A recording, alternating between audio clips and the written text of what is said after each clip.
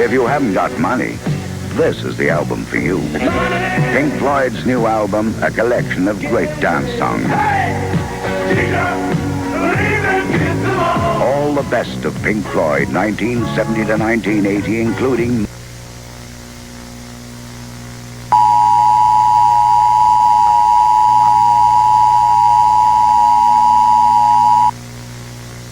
Rioting has been reported to be taking place in downtown Manchester. The perpetrators are deemed to be armed with baseball bats.